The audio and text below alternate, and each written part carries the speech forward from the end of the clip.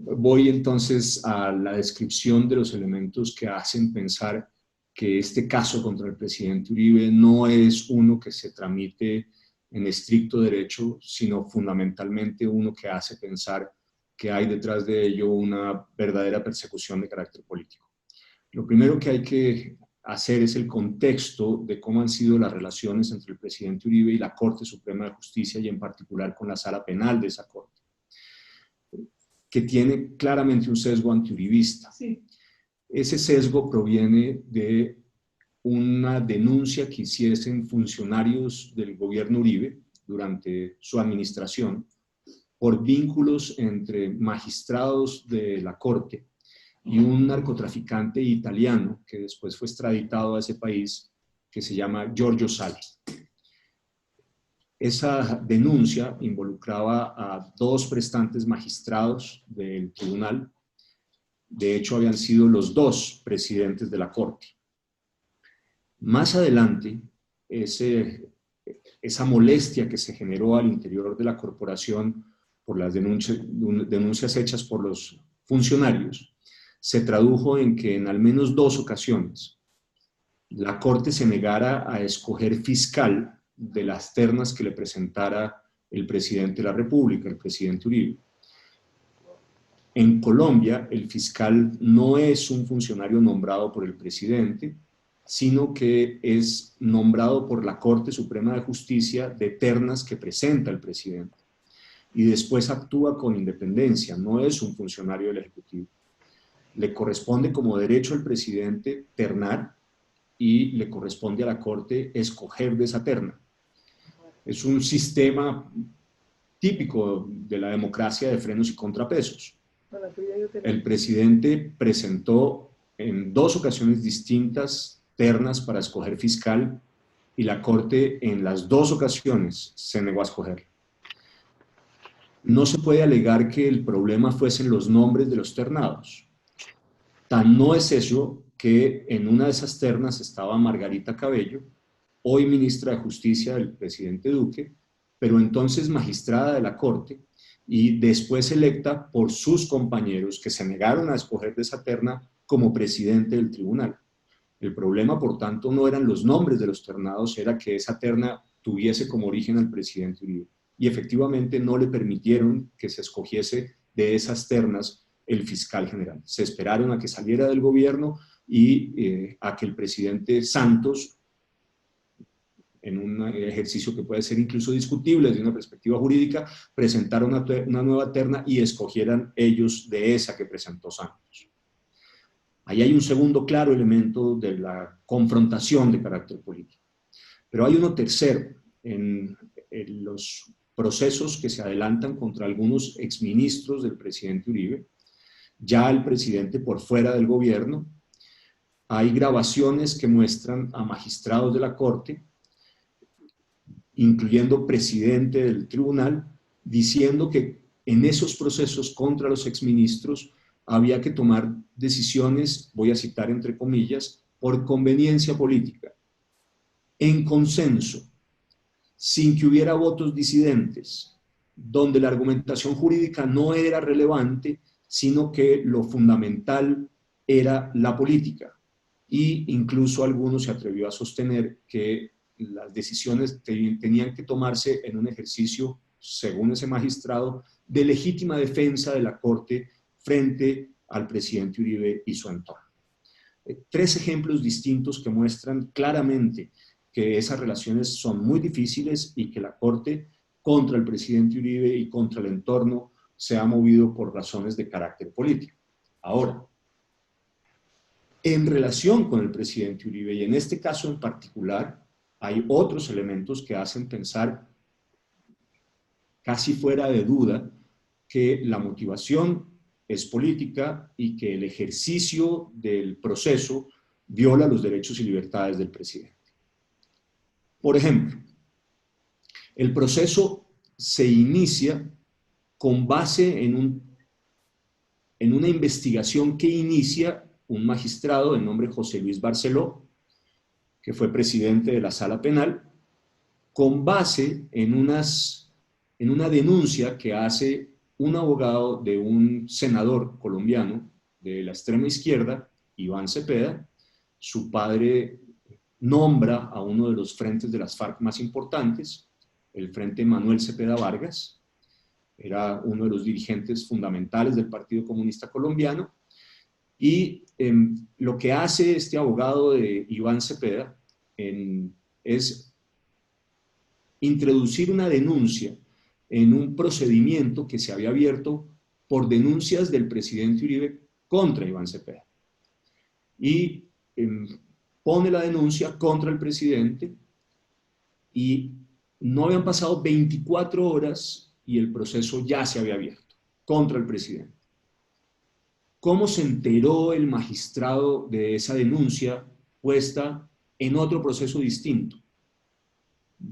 No hay ninguna forma distinta a que se lo haya comunicado o el senador Cepeda o el abogado del senador Cepeda, que no es lo mismo, pero es igual, o la secretaría de la Corte, porque esos son expedientes muy voluminosos y normalmente pasan literalmente semanas antes de que el magistrado sustanciador de un proceso se entere de los documentos que van llegando las partes al proceso. En este caso fue la respuesta de carácter inmediato. Ahí hay una primera irregularidad que despierta sospechas, pero que uno podría pensar que solo ella no da lugar a pensar que hay una actuación de carácter política. Pero después ocurre que no se le comunica al presidente Uribe que ese proceso se ha iniciado.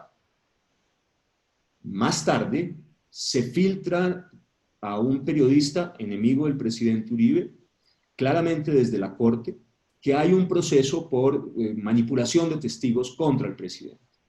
Como el presidente y sus abogados no tienen esa información, no se la ha comunicado a la Corte en ningún momento, le envían un oficio a la Corte pidiéndole que le definan cuáles son los procesos que corren contra el presidente en esa corporación.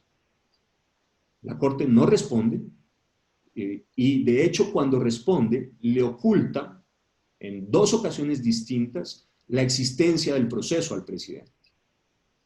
El argumento además es muy curioso. Dicen que no se lo comunican al presidente, lo dicen a posteriori, porque era contra un sujeto indeterminado. Es decir, que ellos no tenían ese proceso como un proceso contra el presidente Uribe. Aquí hay claramente una contradicción. Es imposible. ¿Por qué es imposible? Porque la sala penal de la Corte no hace investigaciones ni adelanta procesos contra sujetos indeterminados. Su única función es en relación con personas que se denominan aforados, es decir, con personas que tienen un fuero particular y que por razón de ese fuero son de competencia de la Corte. Si el proceso era contra persona indeterminada, no podría haber sido asumido por la Corte. Para que la Corte lo pudiera asumir, tenía que ser contra un aforado. Luego aquí hay una contradicción de fondo por parte de la Corte, o bien porque inició el proceso sin tener competencia, o bien porque evidentemente era, como estamos hoy seguros que era contra el presidente Uribe, pero se le oculta su defensa por varios meses. Otra irregularidad, otra singularidad que despierta enormes sospechas. ¿Qué hace después el magistrado Barceló, que es el magistrado que está a cargo del caso? Introduce en ese proceso un conjunto de grabaciones, 22.000 entre horas de conversaciones telefónicas y mensajes de WhatsApp, en fin, 22.000 datos distintos que se hacen en una interceptación al teléfono del presidente Uribe. Pero es una interceptación que no se ordena en el marco de este proceso, sino que se ordena en el marco de un proceso completamente distinto que en teoría nada tendría que ver con el presidente Uribe, contra un representante a la Cámara del departamento del Chocó, de nombre Nilton Córdoba, que no tiene nada que ver con el presidente Uribe, ni tiene nada que ver con el uribismo, ni con el Centro Democrático. Cuando se tiene conocimiento de esas interceptaciones al teléfono del presidente Uribe y se le pregunta a la Corte por qué ocurrió esa interceptación, dice que fue por error, que lo que ha acontecido según el presidente de la Corte y José Luis Barceló, que son los que hacen las declaraciones públicas, es que ese teléfono del presidente Uribe fue, dicen ellos, entregado por Nilton Córdoba, este representante liberal que estaban investigando, en su versión libre, y que Nilton Córdoba lo dio, el teléfono de Uribe, como si fuera propio, como si fuera de Nilton Córdoba. Cuando Nilton Córdoba oye estas declaraciones de Barceló y del presidente de la Corte, hace una declaración a los medios muy contundente y muy clara, donde dice que jura por su madre, lo estoy citando literalmente, que él no dio nunca el teléfono de Uribe como propio, y da un argumento que es finalmente irrebatible, y dice, no es verdad que tal cosa ha ocurrido, que mi versión libre la rindo yo en el mes de mayo del 2018 y las grabaciones al presidente Uribe son de marzo y abril del 2018. Es decir, ocurrieron antes que yo rindiera mi versión libre y pudiese dar mi número de teléfono. La cosa es más complicada porque cuando se le pide a la Corte que muestre la documentación que prueba que Nilton Córdoba dio efectivamente el número de Uribe como si fuera propio en la versión libre, no entrega esa información. Luego, ciertamente, a partir de las declaraciones de Nilton Córdoba es bastante claro que no es verdad, pero hay dos elementos adicionales que muestran que la Corte sí sabía que ese número era del presidente Uribe. Uno, un oficio que dirigen el 17 de noviembre de la compañía Movistar en respuesta a una pregunta de la Corte, diciéndole a la Corte que ese número por el que indagaban era del presidente Uribe. Insisto, noviembre del 17, las grabaciones son marzo y abril del 2018. Y hay otro oficio de investigadores judiciales de la propia Corte dirigidos directamente al magistrado Barceló, confirmando que efectivamente ese número es del presidente Uribe. Es decir, lo que está claro es que la Corte ha mentido abiertamente sobre cómo hizo las grabaciones ilegales, son lo que en Colombia denominamos chuzadas, al teléfono del presidente. Es evidentemente una interceptación ilegal de las comunicaciones del presidente. Más adelante incluso hay unas declaraciones del funcionario técnico de Policía Judicial que estaba a cargo de las interceptaciones diciendo, frente a la justicia y bajo juramento, que le informó a la Corte que efectivamente ese número que le han pedido interceptar no era el de Nilton Córdoba, sino era el del presidente Uribe. No era difícil de confirmar. En la primera conversación que se grabó por parte de los organismos judiciales del teléfono de Uribe, es una entrevista del presidente Uribe, hablando él y identificándose claramente con el presidente Uribe y los periodistas refiriéndose a él como el presidente Uribe, que es exactamente lo que pasa cuando uno tiene esas conversaciones con Uribe. Luego la Corte sabía, desde antes de hacer la interceptación, que era el teléfono del presidente Uribe. Y cuando se hizo la interceptación, porque se lo informó quien estaba haciendo la interceptación, el funcionario técnico, que era el teléfono del presidente Uribe, y aún así por más de 3 semanas siguieron las interceptaciones. Y en lugar de declarar nula la prueba por una violación flagrante de los derechos y libertades del presidente, la legalizan e introducen esa información dentro del proceso judicial. Hay una ventaja enorme. Nada de esas conversaciones muestran de ninguna manera que el presidente hubiera hablado directamente con testigos o hubiera intentado interferir con su testimonio y por supuesto no hay nada ahí tampoco que muestre que el presidente le haya dado instrucciones o hubiese sabido que su abogado se iba a dedicar a unas tareas de sobornar a los testigos. Pero es un dato indicativo de la manera en que esta Corte maneja el proceso contra el presidente. Más adelante, cuando el presidente finalmente se entera por este periodista que les he señalado a ustedes, que había recibido información filtrada por parte de la Corte, que es también una violación al principio de la reserva sumarial y eventualmente un delito por parte de los funcionarios de la Corte que filtraron esa información al periodista, que había un proceso en su contra, el presidente pide, cuando le confirman finalmente de la Corte que existe ese proceso, que lo reciban en versión libre, es decir, que le permitan ir a él espontáneamente a declarar en la Corte sobre los hechos que se están investigando y la Corte se niega. Y la Corte se niega durante 2 ocasiones, no solamente una, y nunca le permiten esa versión libre, sino que lo obligan a irse a una figura procesal distinta, de una implicación completamente distinta que se llama la indagatoria. Negarle a una persona que está siendo investigada una versión libre es claramente una violación también a sus derechos y libertades y muestra el sesgo de la Corte en el tema. Hay otros elementos que hacen pensar además en la misma dirección. Más allá del hecho de que le nieguen la versión libre, de que no excluyan pruebas recogidas ilícitamente. Hay interceptaciones de la Corte a las comunicaciones entre el cliente y el abogado, entre el presidente Uribe y su abogado. La inviolabilidad de esas comunicaciones es un principio sustancial del derecho y libertades humanas y por supuesto del debido proceso. Para la Corte no. y ha generado una nueva teoría que no existía en la jurisprudencia colombiana en esta ocasión. Por primera vez la Corte admite la posibilidad de que se intercepten las comunicaciones entre cliente y abogado, violando ese principio fundamental. Pero hay otras cosas adicionales.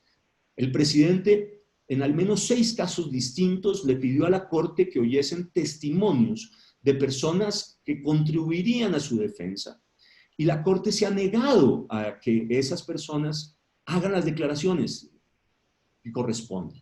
Es decir, le niega el derecho a presentar pruebas en su defensa, con los argumentos más baladíes y superfluos, pero vulnerando ciertamente el debido proceso al presidente y su derecho a la defensa. Peor todavía, en un caso en particular que es una de las piedras angulares del proceso, los abogados del presidente no han ni siquiera tenido la oportunidad de contrainterrogar al testigo sobre el cual la Corte construye su caso, que es un fulano de apellido Monsalve, a quien la Jurisdicción Especial para la Paz, creada en el marco del acuerdo entre Santos y las FARC, que se encarga de el juzgamiento de los criminales de lesa humanidad y criminales de guerra, en el marco de ese acuerdo, a este señor Monsalve, que pide ingreso a la JEP, se lo niega a la JEP sobre la base de que no es un jefe paramilitar. Hay testimonios múltiples del bloque en el que alega Monsalve haber hecho parte, que dicen que efectivamente no es un jefe paramilitar, pero a este señor Monsalve, que es un testigo fundamental, no le permite a la defensa contrainterrogarlo, y la Corte le da la calidad de paramilitar que la Jurisdicción Especial para la Paz y los múltiples testimonios alrededor de ello le niegan. ¿Cómo es posible que uno construya un proceso en el cual el derecho fundamental de la contradicción de la prueba se le niega al imputado? No tiene sentido aquí tampoco. Y podríamos seguir enumerando distintos ejemplos que abundan en este ejercicio. Pero déjenme terminar, para no pasarme del tiempo que me han dado, señalando básicamente lo siguiente. La Corte, para tomar una medida de aseguramiento contra el presidente, ha escrito 1.554 páginas. No es una sentencia, el presidente no ha sido condenado, para que los que nos están oyendo. Es una medida que lo priva de su libertad mientras que se desarrolla el proceso. 1.554 páginas. La sentencia de la Corte Suprema sobre el caso de la toma, del asalto del Palacio de Justicia por parte del M-19 es ni siquiera la tercera parte de lo que han escrito ahora en la Corte para tratar de justificar la decisión contra Uribe. Lo que esconden en esa parrafada enorme es la ausencia de razones sustantivas para haber privado de la libertad al presidente Uribe. Si las hubiera bastado con dos o tres páginas, que es lo que normalmente usa la Corte para enfrentar una medida de aseguramiento. Aquí se escribe en 1554. Y esta misma Corte tiene unas manchas que hacen pensar no solamente que no es imparcial, sino que además es cuestionable en su legitimidad y su reputación. Al presidente Uribe, con todas estas violaciones al debido proceso, podría agregar más. Hay otro proceso que se le abre al presidente Uribe con base en anónimos, en fin, hay múltiples ejemplos adicionales sobre los que no quiero abundar. Al presidente Uribe lo privan de la libertad sin razón justificada, alegando que puede alterar las pruebas del proceso, lo que es imposible, porque el grueso de ellas, en contra además de lo que sostiene usualmente el Código Procesal Penal, ya se ejecutaron. Luego no hay forma de que el presidente las altere. En cambio, a Jesús Santrich, uno de los comandantes de las FARC, que hizo parte del Comité Central, del Secretariado de las FARC, la instancia máxima de esta organización, que estaba detenido por la Fiscalía General, privado de su libertad, sobre el cual obraban múltiples pruebas de su vinculación con el narcotráfico y además una solicitud de extradición por parte de los Estados Unidos, la Corte, a pesar de las múltiples advertencias que se le hicieron de que si lo liberaba se iba a fugar, le dio su libertad. En cambio, el presidente Uribe, que se ha presentado una y otra vez a todos los llamados que se le han hecho desde el sistema de administración de justicia, que ciertamente no es un peligro para la sociedad, que no se va a fugar de ninguna manera, lo privan de ella. Hay evidentemente unos estándares completamente distintos para juzgar a unos y otros. Finalmente, lo cierto es que estos magistrados que tomaron la decisión lo hacen después de haber sido nombrados por otros magistrados, muchos de ellos vinculados a lo que se ha denominado el cartel de la toga. El cartel de la toga no es nada distinto que unos jueces del más alto tribunal de la República que vendían el contenido de sus decisiones judiciales a cambio de dinero. Está probado que ese cartel existía. De ese cartel hay 2 expresidentes de la Corte ya imputados.